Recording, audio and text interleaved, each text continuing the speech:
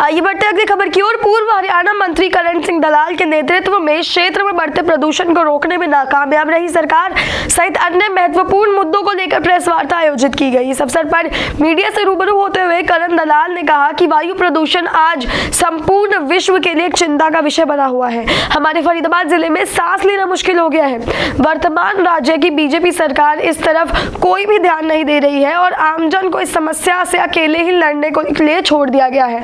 उन्होंने कहा कि कल हम सब मिलकर सेक्टर 12 फरीदाबाद सचिवालय के बाहर इस मुद्दे को लेकर एक दिवसीय धरना प्रदर्शन करेंगे। यदि तब भी सरकार द्वारा इस ओर कोई ध्यान नहीं दिया जाता तो हम सरकार के खिलाफ बड़ा आंदोलन खड़ा करेंगे, क्योंकि ये कोई राजनीतिक मुद्दा नहीं है बल्कि ये मुद्दा आमजन के जीवन का है।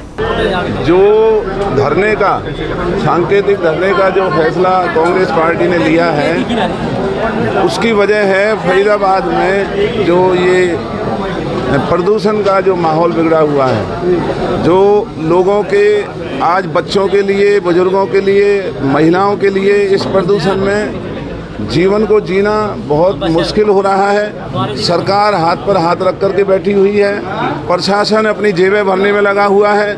तो ऐसी सूरत में लोगों को बचाने का एक बहुत ज़रूरी ये काम है और हमने इस प्रदूषण पर लगाम लगाने के लिए सरकार को सोई हुई नींद से जगाने के लिए कल 10 बजे फरीदाबाद सेक्टर 12 में एक सांकेतिक धरना हम वहां पर रखेंगे और वहां सरकार की पोल खोलेंगे कि किस तरीके से जो नाजायज़ कारखाने अफसरों की लूट की वजह से इस ज़िले के अंदर चल रहे हैं, जिनकी वजह से प्रदूषण बढ़ रहा है, और जिस तरीके से भाजपा के नाजायज़ जो कॉलोनी काटने का जो नेता जो काम कर रहे हैं उनकी वजह से जो प्रदूषण बढ़ रहा है।